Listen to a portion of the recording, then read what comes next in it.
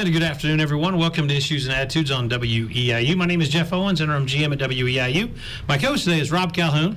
Thanks for having me, Jeff. And Alicia didn't want to talk sports today, so there we go. We're going to talk basketball. Yes, it's getting that time of year. We have EIU women's coach Matt Bollant in the middle in the white shirt. Good to be here. Thanks for having me, Jeff. Men's coach Mr. Jay Spoonhour, if you're watching on TV, in the striped shirt. We drove Lisa out, didn't we? Out. She was in for 10 seconds. You turned it. She did not want to talk sports. That's okay, though. I have another project on her. Hey, it's really weird, but, fall starts today, and then it just happened to be that, basketball practice starts for both you guys this week. So let's just start, talking basketball this week and practice starting, and we'll just go from there. Matt, we'll let you go first. Yeah, it's great to go from 4 hours to 20 hours a week that we can be with them. And, we're excited, obviously, to get started and got a lot of teaching to do, but off to a good start and excited about this year. And you're starting tomorrow, right? Yes. And Jay, you're going to start on Wednesday? Yeah, we could start tomorrow, but you have to have so many off days between now and your first game. They start at 6 weeks out now from your first game, which is different. When everyone used to do Midnight Madness things, those were usually around October 15th. Yeah. And I think it's probably a good thing to start it this early. It just seems awful strange. But I'll tell you, it was the conditioning part of the years were always so long. I mean, as a player, it felt like an eternity going, getting from the start of school to the season. And here it kind of just is, it's up on you pretty fast. Yeah, because really it seems like the semester just began. And I know. Now basketball's here. Well, and it's summer out there. Yeah. I mean, my gosh, it hasn't even acted like it's going to turn fall. There you go.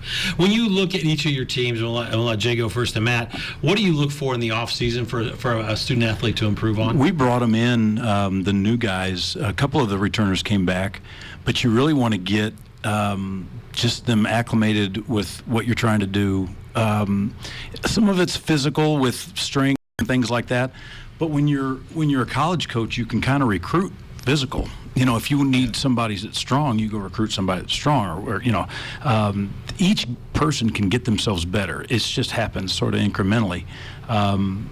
Really, what we try to do in the summer is to make it so there's not a lot of lag time between. Because some of the things we do are different than everybody does. Things are a little bit different, but we run a little bit more motion than most teams, and so guys come in and they have to.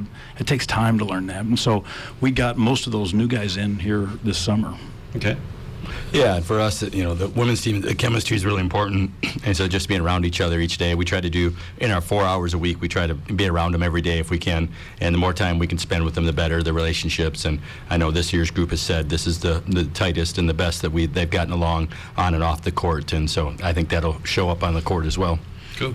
What are you going to work on at the start of practice with still over 6 weeks to go until your first game? Yeah, for us, we're just trying to build our defensive system. We're changing a few things from last year. We're just longer and more athletic. We feel like we can dictate a little bit more, so we're changing the defense and just different things with the stance, pushing the ball to the baseline, and trapping there, and just being a little bit more aggressive. And then we feel like we're just physically a little bit better than we've been in the past, so we can do more things. Just exactly the same way. I mean, I think both our teams, we weren't athletic enough. I mean, we couldn't stay in front of the ball very well, and so our issues were defensive. I mean, we could not guard well enough to win games. A lot of times we scored points, but we're doing a lot of the same stuff defensively. Our two teams, I'll tell you, the three-point line has changed. The number of people now that shoot it, and we were so bad at defending the three last year. We had to change stuff. So that's a lot of what we've been working on, is just trying to guard better. And again, I think we did that with recruiting as much as anything, because we signed every guy we signed can guard, which we have the ability to go, you go say, hey, here's what we're looking for, and we can flip that around pretty quick. What about new players on each team? Where people can maybe pick a couple that you think will stand out and go from there? We had some guys that were ranked pretty high, and we've got 5 new ones, which is really a lot considering we have so many guys back. We have more people back than anyone in our league.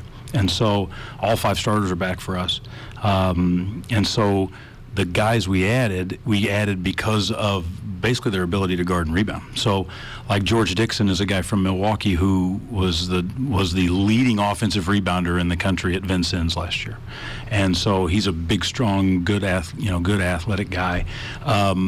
Marvin Johnson and Jordan Skipper Brown. They're both, those magazines are starting to come out. If you go to the grocery store, this was always a big deal, and now it's not as big a deal. Yeah. the magazines nerds, come it out. is. Yeah, no, I mean I still do it, but people do it online now. But Yeah. but if you go into some of those magazines, they'll say, like they'll list the top 100 guys, and Marvin and Jordan are both listed up in there, and then also we have a guy named Dang, D-E-A-N-G, Dang.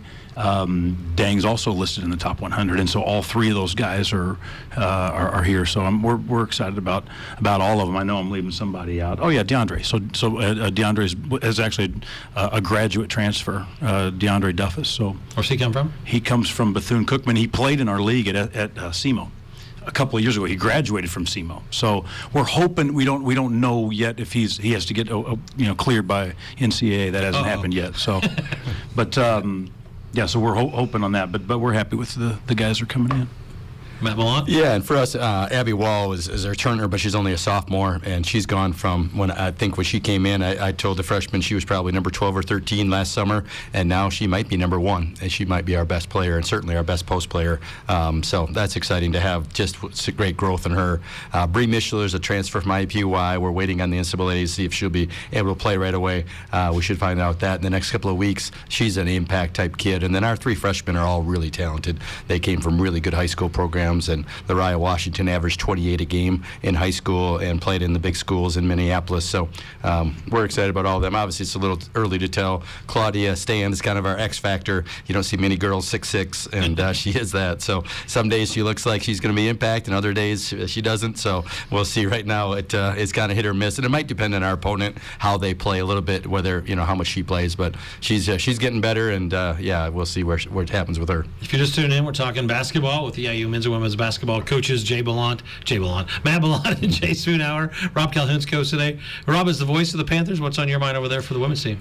Well, what's on my mind is the number of returners back. I mean, you graduated 2 players that really played a lot last year, but most everybody is back. And what does that mean to have some experience coming back? Yeah, we just look a lot smarter, honestly. It's our third year in the program, and the kids just have more of a feel for what we want, and I think all 3 of the freshmen will probably play, but there's a good chance we'll return 5 kids that have all played before, which is great to have. We have senior and Jen Nails has started. GMAC has started as a junior. Taylor and Carly have started since they've been on campus for 2 years. So we've got kids returning. Abby Wall and Kyra played a lot. Jordan's getting better too. So we got returners that know what they're doing, can teach the younger kids, and certainly have a better feel for what's going on, and know us and what we want better too.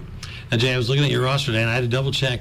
You have no freshmen and no sophomores, so you have an experienced team in terms of, leadership and in terms of years in college. But does that translate into the team as well? It does, because you've got 5 guys. We had different starting lineups, but we had basically 5 guys who started last year, and really 7 of the guys that are coming back played. Then the 5 guys you're bringing in are all coming in thinking they're going to play, and I think they're going to play. So that's obviously a lot of people that think they're going to play. That's an issue, but. The thing about it is that at least it's that's a problem that you can deal with.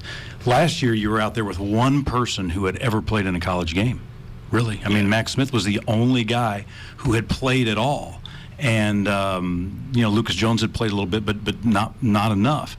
Now you've got lots of guys who have been through it, and when something is new, and it doesn't matter what it is in sports. Or really not even sports, anything. When something is new, you make a lot of mistakes and you kind of freak out. And it takes some time to sort of find your footing. And I'm really hopeful that all of those guys that have played in now 35 games, that'll really help them. Because I think it will. I think just from watching us go with the stuff we've been doing, they're really poised. We mentioned the NCAA a couple times. Any new NCAA rules that the fan, more of a preparation for the fans? Anybody know? I mean, so the line. They moved the guys' line back, kept ours the same. So there are going to be 2 lines in every gym, which I wish they would just moved ours back. Because that's confusing, right? It is. And probably most of the women's players will shoot from the guys' line. It looks like a team handball court. Yeah. I mean, there's just lines and stuff everywhere, and then you've got the arc on the inside. Yeah.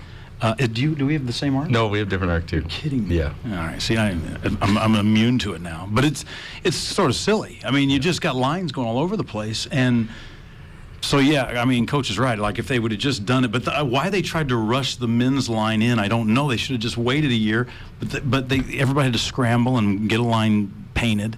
So that's a big one. I'm sure there are other ones, but.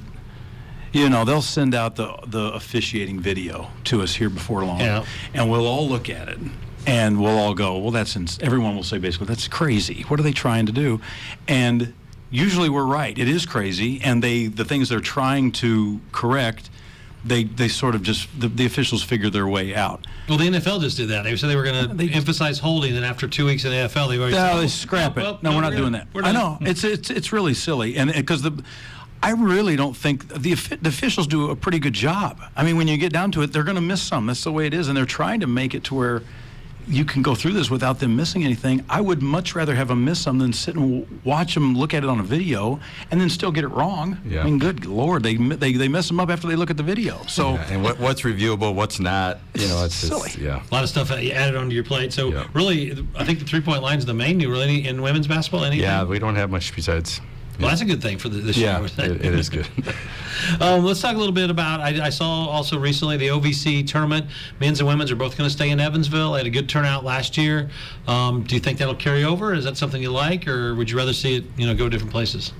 I like it. I mean, when we were in Nashville, the arena we were in was not really, didn't feel like a good tournament field. The Evansville arena is great, and the city embraces it, and that's all really good. Our tournament was unbelievable last year. I mean, but you got 2 first-round draft choices, and there's pro scouts and everybody there, so that's what made it. That made it great. But the level of play was really good, and we're right now. You're looking at. You're not sure where we'll be picked in the league in terms of the people in the league, but like I talked about those magazines earlier, there's a couple. One magazine's picked us 3rd, and other ones have picked us around 5th, 6th, and 7th.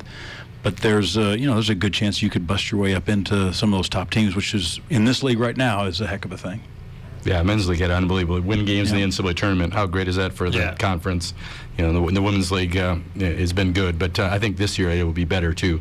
I know Tennessee Martin, he's usually kind of woe is me and down, and now he's talking about getting to the NCAA and winning games there. So I know he's more confident. Tennessee Tech and Belmont will be really good. It's great for us to be in Evansville as well. We recruit a lot of Midwest kids, and we have Abby, who's from Evansville, and when we get there, she'll have her 100 or 200 fans there watching her. That's good. That's awesome. Yep. Rob? Upcoming schedule. I know that the men's schedule is not officially released yet, but both teams are going to be playing in a tournament this year. Could you tell us a little bit about those tournaments? I can pretty much talk about our schedule. It's just there's a couple of contracts we're trying to get finished, and we don't want to send it out and have the wrong date if it doesn't get switched. But we'll go. We go to San Antonio, where you'll be going with us and playing a tournament down there, which will be a nice thing. And then we've got the same deal where you always have 2 or 3 games where you go play bigger teams, and so we're playing Texas Tech to start. And then we play right after that, we go play Wisconsin. So right away we go Texas Tech, Wisconsin. And I think at Tech they'll probably be giving them the ring, whatever they do. Talk about things. In Wisconsin, that's just an average. Things you do in life that you look back and you go, that really wasn't very smart. At the time, I thought it was smart because Texas Tech was going to be losing everybody, and they were just a really solid team. And then they just started beating everybody. I mean, when we got the thing done, it was back during the regular season of last year. I didn't know they were going to go to the Final Four, so they end up going to the championship game. So we'll have them and then Wisconsin right off the bat. Well, you got 2 wins right there, so you just. So you want to start 2-0? That's how you do it, right? That's what you do. There you go. Hey, every year somebody beats every year. I mean, you think about it. Yeah, we're playing a Division II to start. Lindenwood, who's got a really good post player. Yeah, we're probably in a little better situation as far as who we're playing right away. But then we do go to Wisconsin for our bye game, and we're going down to Nashville playing Lipscomb over Thanksgiving, and we'll spend a couple days there. So our tournament is the Classic. We started a 4-year tournament. Basically, it's got Western, Southern, and Northern and us, and we'll play. Yeah, it rotates. Next year we host it, and so this year it's at Northern. So I think we'll have to play Northern first. They probably had the highest RPI last year. Last year we beat Western and lost to Southern in the championship. They do it with the highest RPI? Yeah, the highest plays the lowest, and then the 2 and 3 play. Oh, I got you. Okay. So, and then the winners play, losers play. So it's a true format. And the host team pays for the hotels, so it's kind of a good deal for all 4 schools, and get to play each other, and it's not far, and you get 2 games in 2 days. That's neat. Let's talk about coaching staffs. I know you recently added a coach, and you've had a little bit of change, so I'll let Matt go first. Yeah, so Kylie Simmons became associate head coach. Cleve Wright went back to Gannon, where he was as the head coach there. And then recently, Alex Guyton went back to Purdue. And so we're working on hiring for that. I did hire Brian Neal, who was the head coach at Xavier, was there for 6 years and been really successful at Thomas More as well. So he's got great experience and will bring a lot to the staff. And hopefully in the next couple of weeks, we'll hire for Alex's position. But got 2 great assistants and hopefully get one more on staff. Yeah, Rand Chappell still plugging along, and Justin Brown, who was with us last year, and then Matt Bringman is the guy that we added. Who he's from Jacksonville, Florida, coached at IUPUI last year. Has been all around junior. But what was that? He and Justin were both at South Plains Junior College, which is probably the most successful junior college in the country. They've won 3 of the last 5 or 6 national championships. So he knows where to go find guys. One of the things I know you both are proud of, you talk about your team and the guys and the gals, but the community involvement too. I've noticed under Tom Michael, one of the things that he's really been active about is getting the students, the athletes out into the community and being part of the community. Talk about that if you can. They won the Epic Award. Like it's everybody in our athletic department does a good job, but of all the teams, the women's basketball team accumulated the most points. I mean, we have a competition among all of us, and they won it. Yeah, we had a good year. And Coach Simmons is in charge, so she's really competitive, so she likes to win at everything. So she wanted that. But we do have the carry game. Sarah Bush has been awesome with us, and we partner with them for our carry game. We raised $15,000. We're hoping to raise $20,000 this year. Volleyball has gotten on board and going to help us with that as well. So that's a great thing for the community. We have over 120 classrooms that are involved in that, and they're going to be more this year. So that's the thing you always have on Mondays at noon, right? No. It used to be Mondays at noon, right? That's the kids' game. It always canceled we show, do have a kids' game, yes. Yeah, we have one of them. Okay. But, so that's a neat deal for us. Every sport, I mean, in the past, I know soccer has won it, women's soccer has won it, swimming won it one year. We have not since I've been here, but we try. Like we've gone to the food pantry. Our entire team went to the food pantry 2 weeks ago, and just but it's a great experience for all of them, and you just try to do as much stuff as you can do. There's a thing. A friend of mine runs a thing called the Rural Schools Collaborative, which they work with Charleston High. I think they've done something with Mattoon, but it's a big thing, and our basketball program has been involved with that. It's the kind of thing where it's good for your players to do it, but it's also just it's good for this community. I mean, the town is EIU, and the two things need each other. Every year I ask you the same question. You try to always skirt this one. So I'll ask you again because I have to. Do you set goals like as the season goes on or before the season, or how does your goal setting, your approach to the 2019-2020 season come out? Yeah, for us, we've been at the bottom, and obviously we were much better last year than the year before. I don't know that was real fair when we got here to set a lot of goals because we just weren't in the ballpark talent-wise. But now we are. Now we're in the ballpark, and we obviously want to play in the conference tournament. Be in Evansville, top 8 teams make that, and so that would be a great step for us. And last year we were close. We beat Tennessee Martin the first game, and they finished second, and we were up the whole game, and then 6 of our top 7 people had some kind of injury, and unfortunately we just weren't at a place where we could sustain those type of injuries. This year we're deeper, we're better, and I think everybody struggles with injuries, but I don't think it'll have quite the toll on our team that the 6 of the top 7 being hurt last year just took quite a toll on our team. Yeah, last year's team, we had so many new guys but we knew we were talented, and we really were going great. We started great. We were 13-9, I think, at one point. And we had a terrible February. And I think it was sort of a thing where they didn't know what kind of goals to set, but we knew that, hey, if you can get in the conference, obviously you're trying to get in the conference tournament, which I think we've done about every year I've been here. It's not that easy a thing to do. This year, I've already started talking about, hey, look, there's somebody out there that thinks you're the 3rd best team in this league. All right, that's a responsibility to try to go do. It'll be a really, really hard task to do that, but I think let's prove them wrong. Yeah. Do not be afraid to go above that. And I think you got the talent and the guys thinking the right way that you could be thinking that way. And those 2 number 1 picks they're out of the league, so they are. They'll help, right? And so who's to say there's maybe another one out there, but maybe we have one. Maybe he's a Panther. There you go. It's our time, right? When you're out on the recruiting trail, what kind of player are you looking for to bring into the program? Last year, it was all defensive-minded people.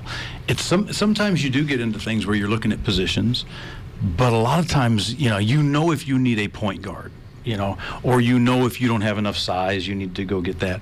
A lot of times you're trying to get just if you can get really good players. I mean, and if you ends up having 2 really good off guards, okay, we can figure that out. But really, you're trying to. It's more important now than ever that you get people that are thinking about graduating, they're there to seriously graduate. It hasn't always been that way, but the NCAA has made it. It's an imperative thing now. It used to be years ago. And that's the reason they changed it. It used to be years ago that you'd go after a good player and then figure out, okay, how can we possibly get this person into school? You don't do it that way now. I mean, you have to start with the academic part of it. And, I, for one, think it's a good thing. Yeah, we're trying to add length. We just had such a small roster, even watching videos from last year, and we're starting, 5'4", 5'5", 5'7", 5'10", 5'11". In women's basketball, that's really small. Abby's 6'1", she's going to play a lot. Claudia's 6'6", she might play some, but we're trying to just add more length. We have a number of small guards, and it's just hard to compete, hard to rebound, hard to defend when you're that small. OVC, I know you said some of the preseason stuff come out, but do you guys have an idea who the top 2, 3, 4 teams are that you think need to be knocked off? Not always. The best player in the league probably that's returning is Terry Taylor at Austin Peay. He's really a good player, but. Gosh, the big guy at Belmont the kid was a freshman last year, 6'11", and can really play, and their point guard is back. They lost Dylan Windler, who was a number 1 draft, or a first rounder. But they're never hurting for depth of good players, and so they've got other good players, and they will step right in and do well. They've got a new coach, and so I don't think much will change for them, though. Murray State will obviously still be Murray State, and I think Jacksonville State has played themselves into being one of the top 3 every year, and it's kind of up to the rest of us to try to break in there. That's where we all are. Yeah, for us, Martin obviously has been really good, and Belmont have been the 2 teams. Belmont's won each of the last couple of years. Tennessee Tech has done what we're kind of hoping to do. They went from 2 years ago not being in the conference until last year, finishing 3rd, and they should be in the top 3 this year as well. Their returning talent's really good. So we're kind of hoping to be the Tennessee Tech and take a big step like they did last year. Those are the 3 best teams right now in our league. Health-wise, going into the season, I know you have to be careful what you can and can't say, but we're looking relatively good. Practice starts this week? Good so far. Good so We haven't far. really started anything yet, though. We had a couple minor things last weekend, but besides that, we should be fine. We had the one thing we had. Logan Cook has got. I don't even know if he's going to have surgery. He has it tomorrow, and so I don't know if he'll be able to get back this year or not. He's a senior, and I feel he has had just an awful time with kids? Yeah, oh my gosh, it's just unbelievable. But he's got an ankle injury that just will not get better, so he's got to have surgery on it. So I feel Hey, sick. Josiah coming back. We haven't really talked about him. And he is a preseason first team guy. So is he a junior this year? He's a junior. Yeah, that's right. Okay. What are you looking to do in the non-conference season to get ready for the conference season? Well, we start with those 2 hard ones, and so that'll get you knocked back. But if you can have, I just feel like if you can be above 500, it's an accomplishment, because we always have more road games than home games. It's just the nature of the thing. When you're going to play three guarantee games, which is the games where you go get paid money, it's hard to have enough home games coming back to you.